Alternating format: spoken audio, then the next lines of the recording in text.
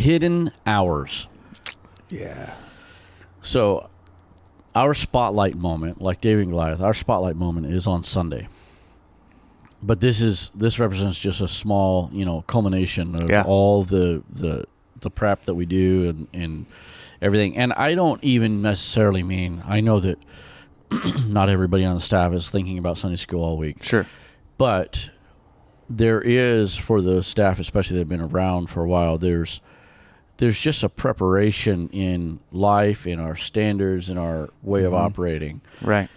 That has happened. And so when we get here on Sunday, in our spotlight moment, it's like, man, how did he do that? Brennan breathing the fire or whatever. How did he pull that off? Well, I mean, took practice. Yeah.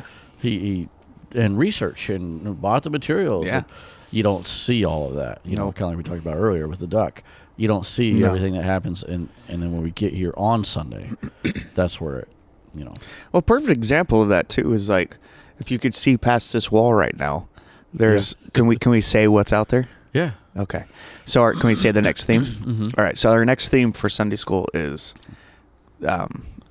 gladiators, right? Just gladiators. We're going to come up with a better name, but gladiators, the Colosseum. So right behind this wall, you have like half of a Colosseum built. It's like rounded framing, and you walk in, you know right away that this is going to be epic. Yeah, because it's about 15 feet tall. Yeah. Yeah. And you just know. And so I'm not typically a part, because my work schedule, most of the time, I'm working at night currently, but I typically am not involved. Probably I should, but I don't usually come down and build, right? I'm not much of a builder. I can work, but I'm just not great at it. But there's nights to where I drive by going to work. I mean, definitely your car's here. And then you have other random cars, people here working and helping for hours and hours. Yeah.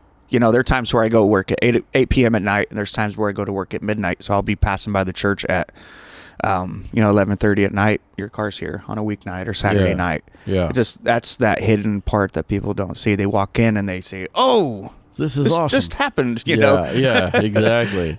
Yeah, and I think that I make that joke all the time, and sadly, this is a flaw of mine, but sadly, sometimes it's out of frustration. But I mean, this didn't just happen.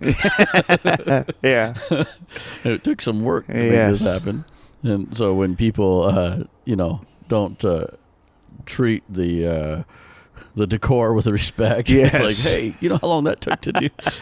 Well, on the same thing, too, we keep talking about the iceberg, but like with pastoral leadership specifically, and evangelism too, but evangelists I think are seen more in a little bit different light. But when it comes to like a pastor, I mean, how many times have you heard them say what I do in the pulpit is like 10%, 5% of my ministry. Oh, yeah. It's the hours on the phone. It's the hospital visits. It's the business issues. It's dealing with the city and county with our new project, and hours upon hours of leading outside of the spotlight, right? Yeah, nobody ever sees it. Nobody sees it. The hours of getting yelled. I've been in the truck with him, and I'm sure you have too, where people, I don't understand why this happens, but they're yelling at him. Yeah, you can hear it over the phone. And he's like, yes.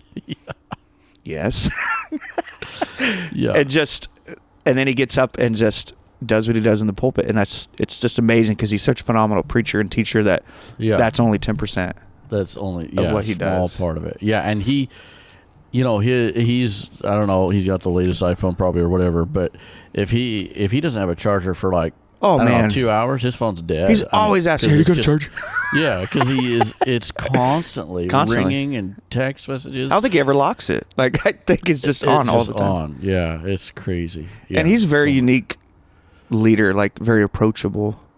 People don't want to get off subject here, but people don't really understand the other ways that majority of pastors work and their accessibility. It's incredible. Yeah, that's a good word. Accessibility is he makes himself so available. Yep. It is incredible.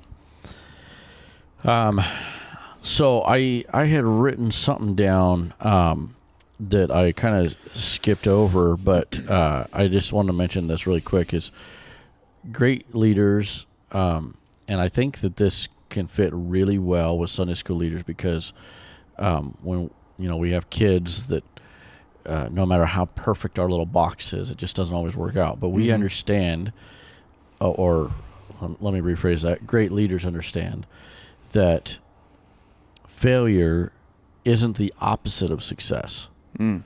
It's the foundation of success.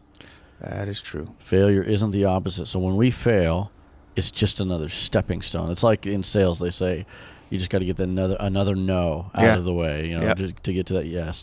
And so it's not failure is not the opposite of success. It's just a stepping stone. That's good. Okay, so and then I guess the other thing really quick is I wrote like the iceberg. Sunday school leaders' success has a massive foundation that's never seen. It's totally unseen. You don't see that iceberg underneath. You don't see all of that. But that's a leader has to have that or they fail. And they fail where they don't get back up. Right.